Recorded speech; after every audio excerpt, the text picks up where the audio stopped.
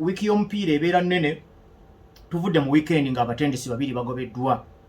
Mutendesi Brian Ssenyondo owa ttiimu ya Kitara FC abawangula Uganda Cup season eri ewedde, kirabika bamukoze kya Claudio Ranieri kye baamukola aba ttiimu ya Leicester City.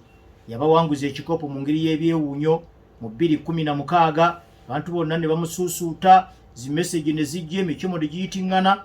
Season yaddako baagoba mugobe nogamnaye, kirabika ebiwooma wabikomezza wali. Kati ne Brian Ssenyondo mu kuwanguza ttiimu eno ya Kitara ekikopo season eri ewedde, ekikopo ekya Uganda Cup, nga ne bw'atandikiwangudde sirowooza nti omupiira gwandibadde gubanja Kitara okuwangula ekikopo ekya Uganda Cup naddala mu nsi omuli ttiimu ezisajjalaata nga Sports Club Villa, nga KCCA, nga Vipers, nga URA, nga Express, wandibadde okibanja ezo. Naye olaba yasitukira mu kikopo n'agenda ne ku continent pakeza CAF Confederations Cup naye bamugaye nedda ssebo totawaana ebintu gizaako awalala tujja kulaba ate omutendesi omujja. Era omulimu bakwasizza Hasani Waswa, si Hasani Waswa, ye Waswa Bosa mu nsonyiweko. Kakati ate era mu kaseera ke kamu ne Man United efulumiza ekiwandiiko ekigobye Erik ten Hag badde nawezezza emyaka egijjudde 2 miramba, kubanga omulimu yagufuna mu mwezi gwa Aprili mu 2022. Kati ono bw'abeera October nga gwako 2024, kitegeeza ali mu myaka 2 n'ekigwamu awo. Omulimu bagukwasizza omu ku babadde bamyukabe mudaaki munne era yaliko omusambi wa Man United mu Rudi Van Nistelrooy. Okugoba kwa Erik ten Hag ntera nnyo okwogera wano bwe mbanga nkola analysis ku mipiira egibadde gizannyiddwa mu weekend. Ntera nnyo okwogera ku bawagizi n'abazannyi n'abatendesi, ebintu by'abariifu mu biveeko, kubanga riifu bw'abanga yakudibaze obanga agenderedde obanga tagenderedde bwo obubonero busigalawo. Teebereza match esembyeyo egobesezza Erik ten Hag ne gole yamuwanguddwa oba kale West Ham kwe yawangulidde ttiimu ya Man U yabadde controversial. Rifu yalina byakuutizaawo. Kakati rifu ne banamusiba oba ne banamukuba emiggo ne bamutta Ten Hag ye obubonero yabufiiriddwa n'omulimu ne gugenda. N'olwekyo bw'obanga oyagala ttiimu egenda mu maaso, ebintu by'abarifu osooka n'obiteeka wali bali gwe n'otunuulira. Rifu yankoledde kino ekikolobero nabadde siinaawo budde busobola kutula geemu eno. Ntera nnyo okwemfasizinga ensonga eyo. Kakati wano ne Ten Hag omulimu gugenze, naye nga eyamukutudde ye penalty ya Jarrod Bowen, kubanga equalizer ya Casemiro singa yakkirizibwa ne gukomaawo oba oliawo yandibadde n'akalembereza akeeyongere. Lwakuba nti nno ne Ten Hag abadde yeesimidde ekinnya ekiwanvu nga ekibuuzo tekikyali ku lwaki bamugoba, wabula ng'ekibuuzo kiri ku ddi lwe bamugoba.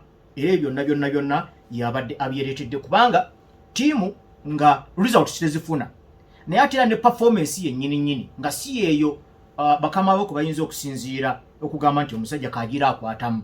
Ng'omagamaga ebbanga lye bamwongerayo kiki kyagenda okunyweza ku byonna ebyo, kuba ttiimu ebadde ekyuka olukyuka lwotulabangako.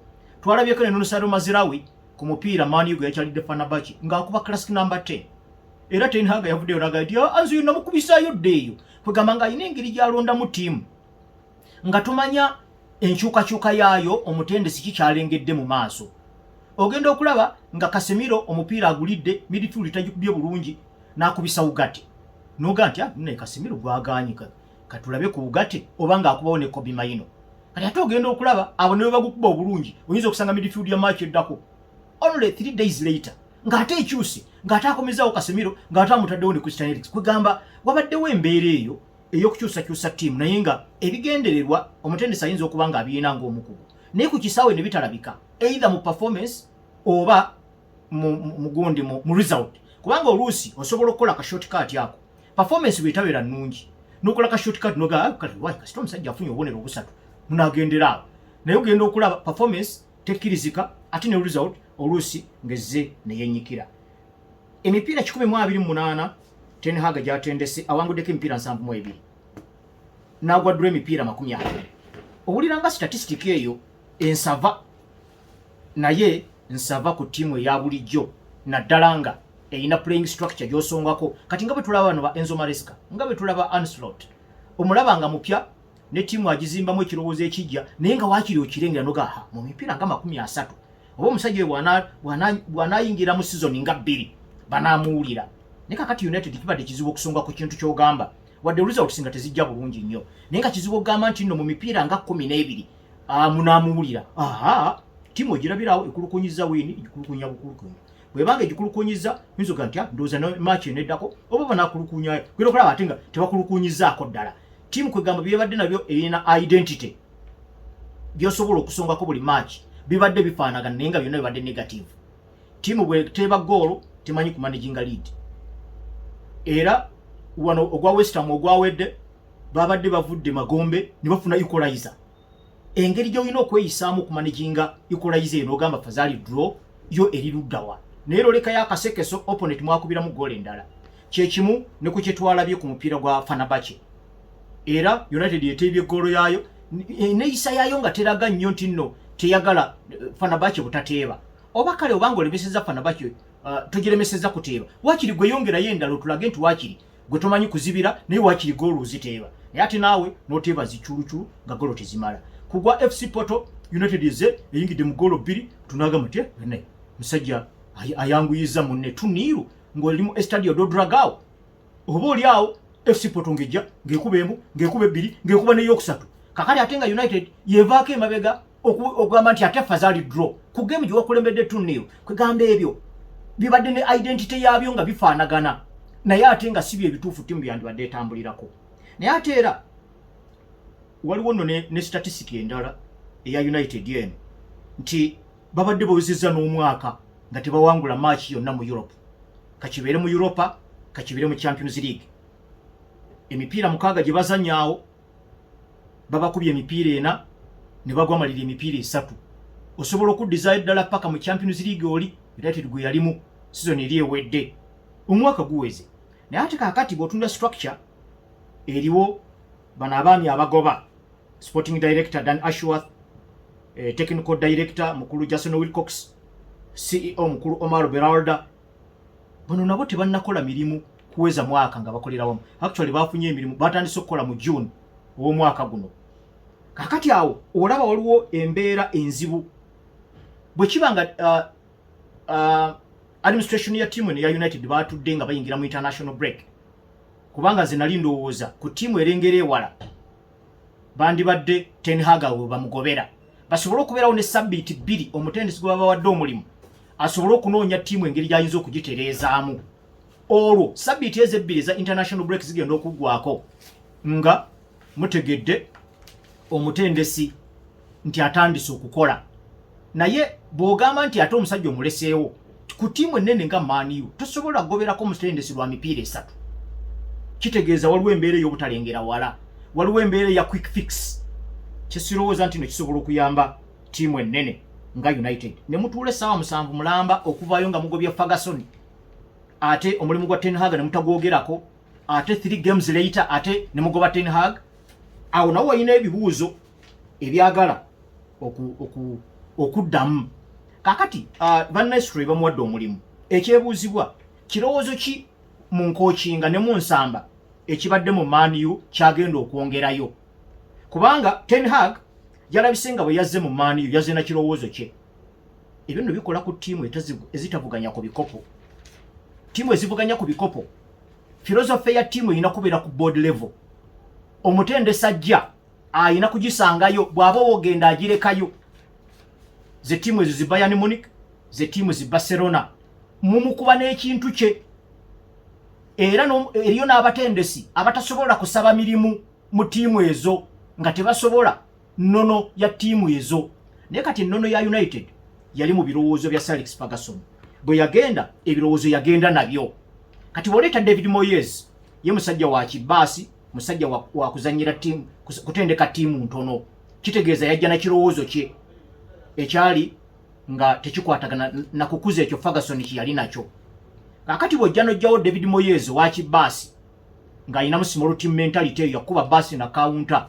Kati ate bw'oleeta Omudaaki Louis van Gaal, ffenna tumanye Abadaaki kye baagala. Ky'oba olaba twala wako ne ku basambi abajja mu Man U nga ne Ferguson yatesobola na kumanya beeyi yaabwe nga tebasobola nono yegi yali atendesaamu mupiira naye obanga olese mudachi obanga agamba nti azimbululewo ekyo David Moyes kyabadde atendeka azimbewo ekike kakati Van Gaal bw'omugjawo ng'ekike tekinnagguka n'oleta Jose Mourinho wa kibaasi naye ate kibaasi kye tekifaanagana na kya Moyes kati kitegeeza Moyes Jose Mourinho agenda kuutiza ajjewo ekirowoozo ky'omudachi Van Gaal kyabadde nakyo kati ate bw'ojjawo Jose Mourinho n'oleeta Ole Gunnar Solskjaer wa baasi na kaunta kati oyo naye aleeta kirowoozo kye kipya ate tekikuza kya Jose Mourinho tekikuza kya Van Gaal tekikuza kya Moyes naye alina kirowoozo kye kati bw'omugjawo n'oleeta Ralf Rangnick kwegamba olaba tewabaddewo consistency mu selection y'abatendesi nti nno omutendesi ajja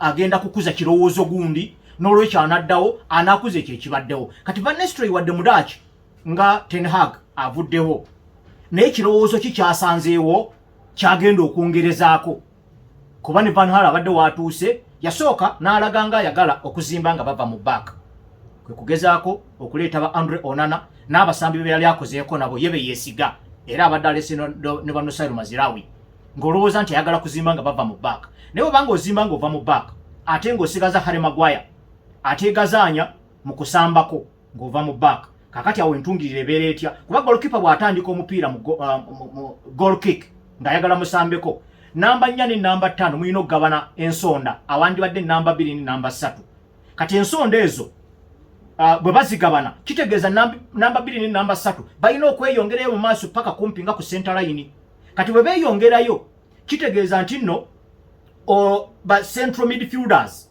baba balina okulabika Onana bw'afuna either atandikewa namba 5 oba ewa namba 4 oba akuba paasi empanvu negende wa namba 2 wa namba 3 oba sikyo atandikira bano abali mu double pivot naye nga bano bonna baba basazeewo okuwa balina okusigala nga basamba nga balabika bugundi bwafuna nze kandabikirewo kyokka nga osigazza abateegazanya mu kusambako nga ne Harry Maguire mwali kati ng'olaba ekirowoozo ekyo kyafiiraawo kati Van Nistelrooy wajja kiriwo kyagenda okukuza oba naye agenda kutandika kipya bw'aba atandika kipya ebyo birowoozo bya ttiimu nnene evuganya ku bikopo kakati nga tonnaba na kunenya na mutendesi sooka onenye abo abagaba emirimu kati bw'ogenda ku Van Nistelrooy yennyini nnyini ndowooza obuvunaanyizibwa bwagenda okusookerako bwe bw'okulaba nga anoonya amakubo agavaamu okuteeba ggoolo si kuteeba ggoolo waliwo enjawulo ye yali muteebi bw'otereeza amakubo agaleeta ggoolo omuntu yenna asobola okuteeba naye ate Van Nistelrooy ono bw'ogezaako n'omusomako nammwe abalabako abagoberedde Man U okumala ebbanga bwe yali akyali mu Man U Ferguson yamugambako nti naye gundi oli too direct tiye bw'obeera direct bw'oti obeera mwangu wa kumaakinga omupiira gw'omulembe guno gwakutunuulira butambi bajja kulaba ng'enzirukayo yeemu n'emmalirizayo yeemu njagala oyongereko ku touch esukka ku ezo z'ozannya njagala okyuseeko ko mu ngeri gy'orisiivingamu omupiira njagala okyuseeko ko mu zooni ez'enjawulo nga tulumba ne bamugereza ku Diego Forlani samba muko nga Diego Forlani era musajja watu ebintu ebyamulema paka lwamutunda mu 2006 wadde ne Diego Forlani baali bamutunze mu ttiimu ya Villarreal mu 2005 naye ekya Van Nistelrooy okukyusa engeri gya receivingamu n'engeri gyagabamu n'okukyusa zooni zimwakolera emirimu kyali kiganye ate ye Ferguson yayina embeera eyo ng'ayagalawo omusambi oyo we yaleetera Diego Forlani we yaleetera n'abazanyi nga Luis Saha era naye tyakubanga mwendene eri direct abazanyi abo bagundi okutuukira ddala eno ku Zlatan Ibrahimovic abo bonna ba Dwight York ng'olaba Dwight York tali direct naye nga ate ali direct ye yali andeko nga Ole Gunnar Solskjaer ali direct naye nga amuteekako Teddy Sheringham atali nga direct kakati obuvunaanyizibwa Van Nistelrooy bw'ayina ekyo kye baali bamusaba okuzannya wakati wa 2-1 paka 2-6 mu Man U kyalina okukolera omuzanyi Joshua Zirkzee kuba Joshua Zirkzee asambanga Luis Saha oba asambanga Diego Forlani asobola okusamba n'ennamba 9 yenna naye entungirira z'ennumba ne setup y'abazanyi mu mugongo gwe bagenda kweyisa batya okusobola omulekera space eyo wasobola okulowooleza kubanga Zirkzee si Van Nistelrooy Zirkzee Luis Saha oba Diego Forlani oba Dwight York oba Teddy Sheringham oba Zlatan Ibrahimovic abazanyi oba ne Dimitar Berbatov era ne yasobolanga okusamba n'abasambi abalala abakuba mwende iri direct. Kakati awo gye ku mirimu omukulu ono gyalina okutandikirako ate ebintu by'omupiira bifuumuka speed ya kizungirizi nolwekyo tugenda balinda tubalabe engeri gye bagenda okweyisaamu. Kati wano ewaffe mu kufuumuula omutendesi Brian Ssenyondo tukyalina ku match the 6 yokka abatendesi ne Beka Mbowa kwe bamugobedde Aba Express ne gundi ono mukulu Sadiq Sempigi babadde bakamugoba mu timu ya Lugazi United. Nikola Kovazovic yali yakagobwa mu timu ya Vipers. Richard Malinga nga yakalemu omulimu gwa Mbale Heroes. Tukyali ku match the 6. Kakati wano wetuyina obuzibu obwa turnover ey'abatendesi n'abazanyi mu ligi ya Uganda. Wano woluwoleza nti waliwo ebizibu byentera okwogerako mupiira gwa Uganda nga tebyandibadde byaba individual coaches, tebyandibadde byaba individual clubs, wabula bya mupiira gwa Uganda okutwaliza wamu. Nga bwe tulina okuhandolinga embeera lwaki abawagizi tebawera mu mupiira, lwaki omupiira mwavu, lwaki abasambi abagenda okuba pro tebabandaalayo. Ekyo kizibu kya mupiira okutwaliza wamu. Kakati neno turnover y'abazanyi n'enkyusakyusa y'abatendesi nakyo kyandibadde kizibu kya mupiira. Kati bw'obanga otunuulira omupiira okutwaliza wamu kijja kubeera kyangu okugamba nti club yeyina ssente zaayo, yesalawo omusambi ajja, yesalawo kooki ajja n'oyo agenda. Ekyo osobola okitunuulira bw'otyo kubanga clubs zino makampuni ageetengeredde, naye waggulu waago walina okubeerawo technical department esobola okuwa technical and tactical direction y'omupiira mu ggwanga. Olwo kyekiyingira ne mu coaching manuals abatendesi bano nga basomesebwa. Naye tuli mu ggwanga ery'omupiira omuli buli transfer window nga club egoba abazanyi 13 nereeta 15. Mu mupiira guno gwe tulimu ogw'omulembe guno oyinza okugamba nti bali balina ssente nnyingi, naye ekibuuzo ekiri diipa kyekyo nti lwaki ani yasalawo okugula abazanyi bano ng'akozesezza bukugu ki? Ng'ogyeko obwa ssente kubanga ssente zigula ziyinza okuba weeziri, naye ani yasonga ku muzanyi nti ono yasinga era asinga kwani ng'era amusinga mu ki era ayingira atya mu ttiimu eno kye yeetaaga? Ebibuuzo ebyo nze ndowooza bya mupiira okutwaliza wamu. Y'ensonga lwaki tulina okutunuulira enkyukakyuka y'abatendesi eno n'ey'abazanyi ng'ekizibu oba ekyokusoomooza eri omupiira gwaffe okutwaliza wamu. Kifo kyogamba nti oyo Brian Ssenyondo bw'atyo, tulina okukitunuulira in a deeper way and wider way ey'omuzannyo gw'omupiira. Nabadde ntunuulirako ku bigambo ebyakozeseddwa sporting director wa Bayern Munich omukulu wamuyita Christopher Freund. Yagambye nti Bayern yabadde eyuugayuuga oluvannyuma lw'okuba emipiira egiddiringana mu Champions League, Aston Villa ne Barcelona, naye n'agamba nti yalaba project direction gyekutte tetiisa. Kakati wano mu Uganda project y'omupiira gwaffe eri ki? Clubs zirina project outside results mu kisaawe. Club kiki ekirala kyetunuulidde? Oyinza okugamba nti results zikyaganye, naye kino ndaba ng'ekikula kiki clubs zaffe zikitunuulira? Ku mupiira ogukula ebyo ebibuuzo tulina okubyebuuza. Era ne twebuuza ani alonda abatendesi bano mu clubs zaffe. Tuyinza obutafaayo ku mannya ge, naye tulina kufaayo ku bukugu bwe era asinziira ku ki? Kubanga omutendesi yandirondeddwa akola omulimu ogwa CEO. Yalonda CEO yalina okutuula ne board oba kale nanyini club mu nkola ennambulukufu. Kati board yo nejja nennyonnyola CEO ono nti munnaye tukukwasa omulimu nti ye club yaffe omulamwa gwayo twagala kukumaakuma bavubuka batayina mirimu okulaba nga tebayingira mu bumenyi bw'amateeka na kusikirizibwa kuddamu ebyo oba kumenya biduuka oba kufuuka bakifeesi oba kukozesa biragalalagala oba ebintu ntuwe bityo. Ffe gwe mulamwa gwa ttiimu yaffe. Kati CEO bw'awulira omulamu ogwo okwo kwasinziira omuntu CEO bw'alina okusooka okuwa omulimu ye sporting director, kubanga oyo yeyeka aba alina obukugu ku mirimu gya club eno, naye nga eno department ya mupiira. Kakati sporting director ono oba omuntu yenna erinnya lye baba bamutuumye bayinza obutatuuma sporting director, naye ye CEO talina kuba na bukugu bwa muzannyo gwa mupiira, talina kuba nabwo, wabula aweereddwa emirimu gya klabu emingi, kuba klabu eno egenza okutandika erina emirimu mingi omuli n'okusamba omupiira. Kaakati CEO bw'alonda sporting director nga yavunaanyizibwa just ku mupiira gwokka, ng'amuyitiramu nga munnaye no klabu eno bagitandise nti erina emirimu gino wammanga, eyagala kutuukiriza kino. Kaakati sporting director ono yafeffetta mu batendesi b'omupiira mu ggwanga, n'agamba nze gwenda bayinza okugyayo omulamu ogwo obulungi ye gundi. Kati omutendesi oyo bw'aweebwa omulimu era batuula wamu ne sporting director ne CEO, ye CEO ali awo awuliriza buwuliriza kubanga alina departments za club nga 20, naye mu ab'omupiira mwe mumutawaanya kati mulina kye mumugamba.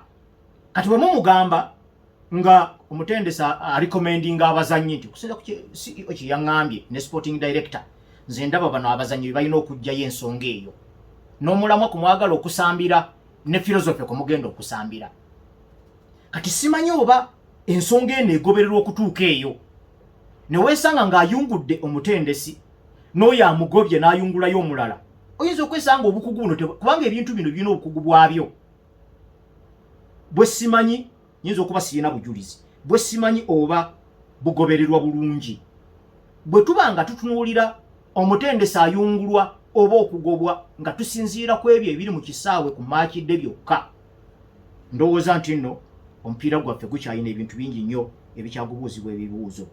Ye kaakati bano ba assistant tulina okwebuuza, aba assistinga ba coaches bano ani abalonda era nga basinzidde ku bukugu ki, era bo batuuka okwassistinga biki bye baassistingamu.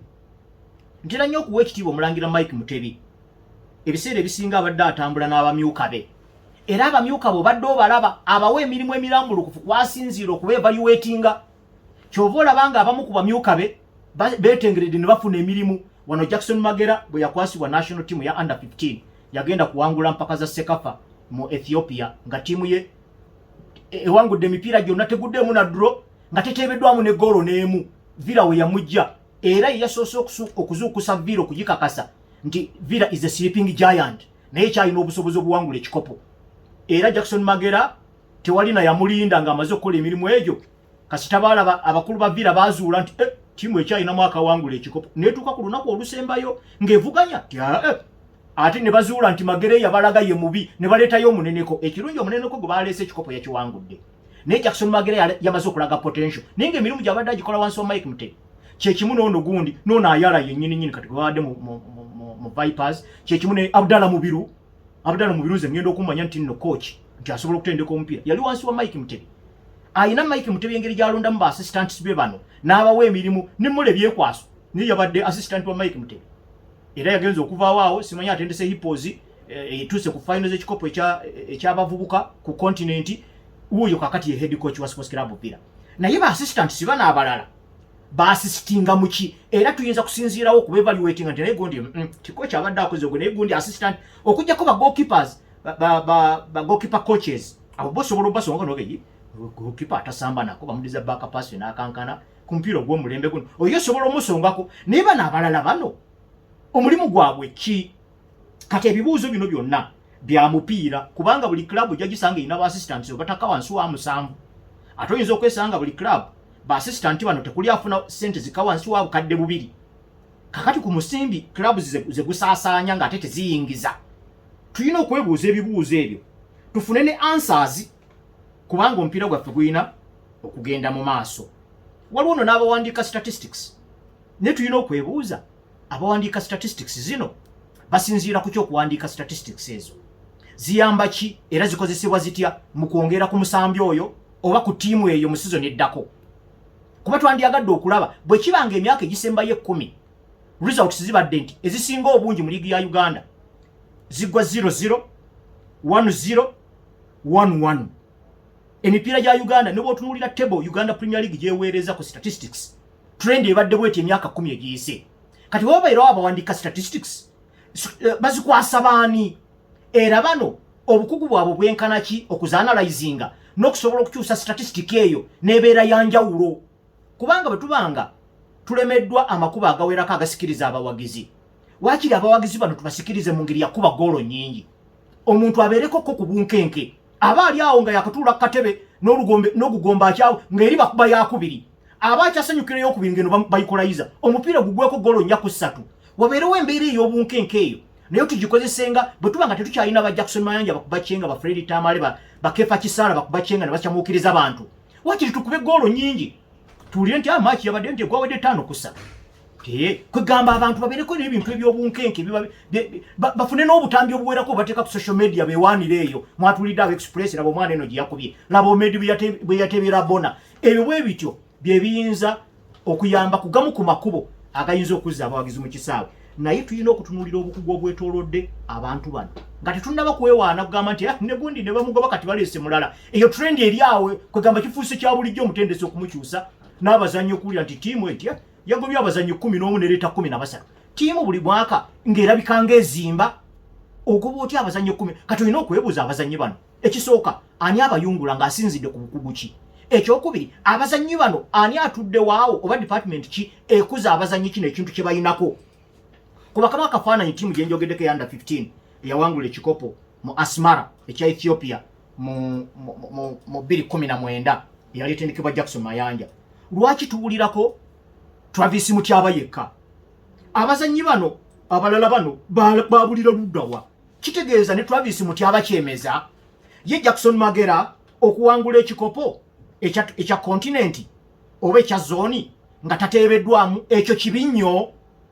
Lwaki tetukyamuwulira mu coaching setup eya ttiimu ento ez'eggwanga? Oba okuwangula ekikopo nga tateebeddwamu golo kiva eri omupiira. Kirowoozo kiki twali tuyina okuwa Jackson Magera omulimu ogwo? Twandibadde tugamba nti omulenzi ono katumuzimbire wano in the future mu myaka 10 tulabe nga Uganda teyeegomba kugula batendesi bagwira kubanga n'omusimbi abagwira gwe batusaba mungi tetugusobola. N'olwekyo mu myaka 10 Jackson Magera katumukwate bw'aba atandise bwati tumutwale mu courses mu mawanga gundi ne gundi mu myaka 10 ajja kuba akuziza ekintu kye ne kakati ne mu coaching setup talimu ya national teams. Ebintu bino nze ndowooza ekibuuzo kigazi. Tuleme kutunuulira sempi gondi yekka gwe baagobye Brian Ssenyondo. Ab'omupiira tukitunuulire mu ngeri engazi tuveeyo n'ekinayamba omupiira gwaffe okugenda mu maaso. N'olwekyo ensonga esoose ebadde ku batendesi abaafiiriddwa emirimu wa Man United n'owa Kitala. Katuveeko mu bubaka tujje tulabe ate Balondo kuba nayo ya leero ekiro kino. Balondo wa leero ya mulundi gwa 68 kasookanga engule neekwatibwa ku 1956 mwaka guno gwa 10 oguddiringana ng'abavubuka Cristiano Ronaldo ne Lionel Messi babadde waakiri bawulizika ku mpaka zino. Waakiri n'obawangula buwanguzi naye nga babaddeyo. Naye empaka zino babadde bazeefuze wammagwe. Ndowooza mu kisanja ekyo Luka Modric ne Karim Benzema beeboka abeetobeseemu. Naye guno gwe mulundi ogusoose nga tewali yadde ne mu nominations. Ekyo nno kya njawulo. Abavubuka abo babadde basajjalatidde ku mupiira. Ndowooza kye tulina okukola mu kifo ky'okweyawulamu nti nze ndi wa Cristiano nze ndi wa Messi tulina bayigirako buyigizi. Emirimu gye mukola gugibandaddeko bbanga ki? Obadde ogikola professionally, obadde ogezaako okwebuuza ky'olina okwongeramu, oba otunulira past success n'obeera comfortable. Bano abavubuka batulaze ekirala era ndowooza tulina ekyokubayigiramu. Naye engule eno bagenda kulonda omusajja asinza akaliba. Ku guno omulundi tebagenda kutunulira kalenda ya batunuulira sizoni y'abazungu etandika mu August nekomekerezebwa mu mwezi ogwa May. Akati abanaakubaganya ebirowoozo ate temuyingizamu nti Vinicius Junior ne mu Champions League yakubye 3 awo. Kino kyazze kikeerezi. Batunulidde sizoni eri ewedde bye wakoledde omwo ne by'otaakoleddemu kwe bagenda okusinziira. Era ffe ndowooza nga Africa twakiikiriddwa Didier Drogba waffe era ndowooza y'omu ku bahost abagenda okubeera waawo. Lwakuba ekyannumye mweno mu Balondo oba biki omufirika ayinza obutafiibwako nnyo olwakaliba akalabise nti keeveddemukko. Naye neeno gundi Socrates Award eno gye bawa abantu abakoze ebintu eby'obuntu bulamu eri communities. Siraba Sadio Mane watalabikirako. Sadio Mane ali ku kyalo kirambe ekyewaabwe kyonna kiyimiriddewo ku ye. Bamanyiiko bye yasomako nabo ne bataasomako nabo kasita obeera ku kyalo kya Sadio Mane ekyejjimbo we Senegal. Gwe ng'omanya mu ddwaliro jyagendera bwereere gwe omulimu gw'okulwala mpozi na kwetwala wali ddwaliro abaana basomera bwereere ebyokulya ku ssomero gyebiri. Kegamba omuntu bw'ati bw'atabeera ku lukalala lwa Socrates Award. Okay, bayinza okuba olukalala tebannalufulumya nga Sadio Mane analowoozebwako naye ndowooza Africa otwandibadde tuvaayo bulungi kubanga ate obutafaananako nsi zino za Europe bo abamu kubondooza ne kibayita bwavu abamu tebakimanyi na bulungi. Oyinza n'okugamba omuntu ne mu society yaffe muno oyinza okubaako omuntu gw'ogamba nti nasiibye enjala ye n'asooka kufuna message nti bw'oba wasiibye enjala oteekwa okuba either wabadde busy nnyo oba nga wabadde toyina appetite ng'oli tekimanyi nti nno nga tekimutuukako ntaputa eyo okugamba nti wabadde toyinamu 5,000 za katogo. Ne mu Uganda mwebali nga ekyo tukitaputa kwegatakita muli alowooza nga gwe eyeekoza oba obwekoza naye ng'oluusi munnange ebinusu bye byabuze. So tuli mu society ya Africa. Sadio Mane mwakoledde omulimu omulungi bwe guti gwendowooza nti ku Socrates Award eno yandibadde alowoozebwako naye ng'embula eno esuubira okutambulira ku bazanyi Rodrigo Cascante owa Man City ne Spain ne Vinicius Junior. Kati balina ennyingo ze batunuulira. Ennyingo emu ku ezo yeya okukenenula engeri gye weetabye mu sizoni ennamba eya club. Gwe ng'omuntu yabadde yamuzinze ekimala nga wabaddewo ttiimu yabadde yayaanira gwe wekka n'ogisitula. Awo basooka kutunuulira gwe muzannyi. Ttiimu eyinza okuba nga yakubye ggoolo 6 ku bwereere. Gwe nga wateebye ggoolo ey'okutaano n'ey'omukaaga. Kaakati abakugu bano batunuulira ne bagamba era ttiimu eno ne bandigikubye ggoolo 4 oli nga tayongeddeeko ezo 2 era yabadde egenda kuwangula. Tewaliwo obujulizi bulaga nti ttiimu yandisituse nefuna equalizer. Kaakati ezo ggoolo zo balina engeri gye bazipimamu ne balaba nga si za muzinzi baga leka wamma gono yayongereza bwongereza. Kaakati eyo ennyingo ng'ogiggyeko naye nga nkulu nnyo olwo nga bateekako ennyingo eya club yo mw'osambira ne ttiimu mw'osambira biki byewangudde. Era oyinawo obujulizi obulaga nti singa tewabaddeko ttiimu eyo teyandiwangudde ebyo byewangudde. Kati eyo naye ensonga eri awo etunuulirwa. Kaakati ne batunuulira n'obuzito obw'empaka ziweetabyemu n'oyamba ttiimu yo okuziwangula. Ezo ennyingo 3. Kaakati awo ensengejja y'ensonga wegenda okuva.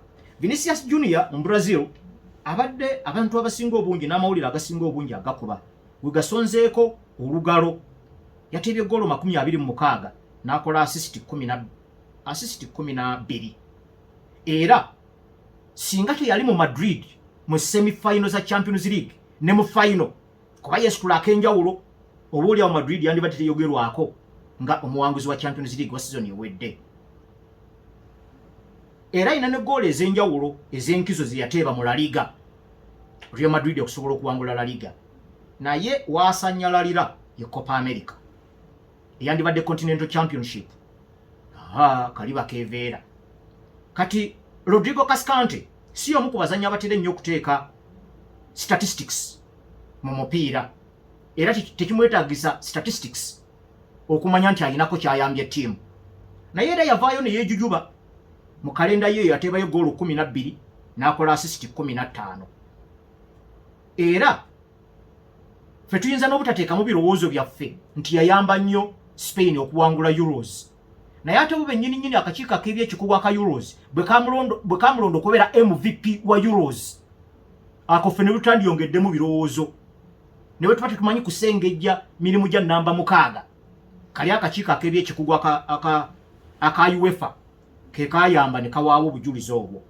Naye Rodrigo kyatayina ate tayina Champions League. Kaakati awo ku Vinicius Junior ne Rodrigo Cascante enjawulo eyinza kugira ono yawangudde Champions League ye Club Championship. Naye ate ono yawangudde Championship ey'amawanga. N'olwekyo ku Champions League ne Championship ey'amawanga eriwo esinga obuzito. Awo tulinza nti zombi mpaka zaabwe z'abazungu. Tulinza okulaba engeri gye banaakikwatamu naye nga y'omu era kwabo abaalimu nga ttiimu ya Man City ewangula ekikopo ekya Premier League. Naye ate tebagenda kulanduukiriza nti Man City yawangudde ebikopo bya Premier League 4 ebiddiringana. Biri ebirala ebisatu biri mu kibangirizi kirala. Batunulidde kibangirizi eki kimu kyokka. Kaakati bano abalala bonna mpozi oyinza n'okulowooza ku Lautaro Martinez yakuba ggoolo ez'enkizo nga Inter Milan ewangula Scudetto bwatu n'abeera top scorer nga alina goolo 35 eyandibadde amuddirira yamusinga goolo 8 mulamba yateba goolo 35 n'akola n'assist 8 yateba ne winning goal mu mpaka za Copa America n'olwekyo ye Continental Championship yagiwangula n'awangula ne liga eyawaka naye ate ekyamulema ye Champions League kati awo abasengejja katubalinde jjukira buli mulonzi alonda abazanyi 10 bwawulira nti yamusingidde amuwa points 10 owokubira amuwa 9 owokusatu amuwa 8 bwe batyo paka gwalowooza nti yasembyeyo contributing n'amuwa point emu kakati abakulu booluvaayo nga bagattagattamu olwaleero tugenda kulaba mu kugattagattamu aliwa asinze banne bonna ekyo nakyo gye kiri olwaleero kati bwe tugenda mu Europe ensonga za Europe nno naddala Premier League nja kuzisiba mu mulamwa naye gwe nja gutandikako lunaku lwankya omulamwa nga gugamba Bungereza mwakasamba emipiira 9 kitegeeza ebula emipiira 29 egisitowa points 87 oyinza kukozesa otya ebirungi n'ebitali birungi ebibadde emipiira 9 osobola okclaiminga ku points eze 87 ozigatte kuzoolina tulabo batosobola kuwangula kikopo awo wenja n'okumenyeramenyera mipiira gino kubanga nagenza okutunuulira nga ensonga nyingi zisobola zingazingako n'enzingiza mu sheeno kyensobola okwogerako kaakati nti twalabyeyo emipiira mu weekend egyabadde egy'omuzinzi emipiira egiriko embiranye mwabaddemu El Clasico eye Spain nga mulimu Derby d'Italia eye Italy omupiira ogw'embiranye ogubeera wakati wa Inter Milan ne Juventus mwabaddemu ne Le Clasique nakyo baakyoza mu El Clasico gwe mupiira ogw'embiranye oguli wakati wa Olympique Marseille ne PSG kaakati egyo ndowooza tugenda gifunira akaaganya oba nkya naye tugenda kulaba mu kifaananyi ekigazi tuyinza kukola tutya olwaleero kaakati ku mipiira egyo egy'embiranye bw'ojjako El Clasico bw'oteekako El Clasico n'oteekako La Classique ey'Obufalansa n'oteekako ne Derby d'Italia ey'e Italy olina n'okuteekako Giants abamu babadde batomeregana nga bwe twalabye Arsenal nga etomeregana ne Liverpool lwakuba yo Bayern Munich ne Man City ne ndowooza ne Napoli bo mukyandibadde okusalawo agenda ku top of the table kwoyo atagenda bo babaddemu ko kaweweevu bw'obageraageranya kubanga Man City by the way fix ebadde gifevalinga kati emipiira ebiri egiddiringana nga bazanya ttiimu eziddiringana zombi ezisembye luli badde bakazanya Wolverhampton Wanderers bagize ne bazzaako ttiimu ya Southampton. Napoli yabadde ndowooza ezanya Lecce, Bayern Munich yabadde ezanya ono gundi VfL Bochum. Kati n'olaba bo ekyabo kyabaddeko kalekaleko naddala kuba Giants abagenze ne batomeregana mu mipiira gye tukoonyeeko. Naye bw'otunuulira all round tuyinza n'okuwalirizibwa ogendako mu liigi y'e Portugal kubanga yeri omutendesi yekka Ruben Amorim atendeka Sporting CP atannaba kubwamu mupiira gwonna wadde okugwa draw. Sporting CP mu liigi y'e Portugal emipiira 9 gyonna egiwangudde nekuŋŋaanya points ezirimu zonna 27 ne bateeba goolo 3 ne bateebwamu goolo 2 zokka. Oyo mutendesi yekka gw'oyinza okutunulako lwakuba aba ranking league z'e Europe baga nti ate ye Portugal eringa erimu kya 6 si liigi y'amaanyi. Ne Sporting CP ne Ruben Amorim emirimu bagikoze bulungi, naye abalala bonna abavuganya mu liigi endala waakiri balinamuko eddibu. Barcelona, Real Madrid, Atletico bakabakubayo omupiira gumugumu wadde Barcelona yekulembedde liigi ye Italy, ye Spain. Liverpool ne Arsenal ne Aston Villa abo bo bakakubwayo omupiira gumugumu. Mpozi ne gundi ne Brighton and Hove ali mu ky'omukaaga ne Nottingham Forest ali mu ky'omusanvu naye akakuba omupiira gumugumu. Man City eyinza okuba ekyali unbeaten nejjukire nayo draw 2 ya Arsenal ne ya Newcastle. Kitegeeza nabo wadde bakulembedde table nga bakyali unbeaten naye tebalina maximum points okuva mu mipiira gye bazannye. Bafaanagana mu Man City efaanagana mu Bayern Munich. Bayern Munich nayo tennabakubwamu naye nayo draw 2 ogwa Eintracht Frankfurt n'ogwa Bayer Leverkusen. Ne PSG nayo bwetyo tennakubwamu naye nayo draw 2 ogwa Nice ne Stade Reims. Napoli baba kuba omupiira Antonio Conte nga yakakwata mu match day 1 Hellas Verona yabokya 3-0 ye match yokka gye baba kabakubamu naye wakiri nabo balinamuko eddibu. Inter Milan nayo yakubwamu omupiira AC Milan yabakuba mu Derby de Madonnina balinayo ne Durenda la 3. Juventus yeringa timu esigadde mu ligi ye Italy etannakubwamu naye ina draw 5 nene ya weekend ng'ogitaddeko nyakunya eno draw yabadde ya kiralu nyakunya ne Inter Milan. Bagwa amaliri 1-1 ne Cagliari ne bagwa amaliri 0-0 ne Napoli ne bagwa amaliri 0-0 ne Empoli. Kitegeeza nti no nabo tebalina maximum record. Waliwo no n'omutendesi wa Fiorentina omwami ono bamuyita Raffaele Palladino simumanyifu nnyo yali refuta mwami ono ngeri gyagizeegizeemu awo bamujja juzi mu Monza simumanyifu naye tannakubwamu. So ayinayo draw ayina bubezi draw nya draw yafuna ne Empoli ne Monza ne Venezia n'ogwa Parma naye awalala wonna ayina bwe yakuba AS Roma mu mukono awo n'akuba Lecce omukaaga n'akuba AC Milan BDM n'akuba Lazio BDM ayinza okuba akayina kyabalalwa kuba tateekeddwako maaso kuba simumanyifu ne Fiorentina erudde nga tevuganya ku bikopo naye bw'anaakwatakwata awo ate ennaku zino yafuna David De Gea yamukwatira ebintu biringa ebigenze nga bitereeratereeramu naye ng'okutwaliza awamu Ruben Amorim Europe agyetisse kuvuganyiza mu nsi omuli Benfica ne FC Porto n'oba nga tonnakubwamu wadde okugwaddwa emipiira 9 weekend yagivuddemu mu ngeri nsava bw'etyo. Kati Germany match yabaddeyo ng'ennene yabadde wakati wa RB Leipzig ne Freiburg naye at the end of it all ndoza RB Leipzig yali yalazenga ate match yabadde nyangu kubajjukira kyabadde nti singa Freiburg ekuba RB Leipzig yabadde sikayo RB Leipzig yo egende wali mu kyokubiri mu mugongo gwa Bayern Munich ne RB yabagalamiza 3-1 era kati kirabika RB Leipzig yesindiikiriza ku Bayern Munich wadde nga babasingako golo balina golo 29 aba Bayern Munich nga bakateebwamu 7 naye RB teteeba nyingi erina 14 naye tumalaga giteeba yakateebwamu golo 3 zokka. Kati tulinze muliro Bundesliga match day 9 nga Bayern ezanya Union Berlin nayo yaze ne yewaganya mu top 4. Borussia Dortmund irokezanyo RB Leipzig. Bayer Leverkusen yesooka ezanya Friday eno ngezanya VfB Stuttgart. Freiburg ezanye Mainz ku Sunday ngemaze okutegeera bano bonna kye bakoze. Katubalinde tunaabalaba naye ndowooza nti yo nayo Germany nayo kutwaliza mbwetu bwe yagenze. Tetusobola kweyongerayo kusukka wano olw'obudde ndowooza bino ebirala ku script ya leero ngenda biteeka ku YouTube awo ssaawa nga 2 ez'ekiro abaana basobodde munaabisangayo. Kati wano enkya tujja kutandika na ligi y'e Bungereza nga bwe okukola bulijjo. Points ezisigadde ziri 87 mu mipiira 29.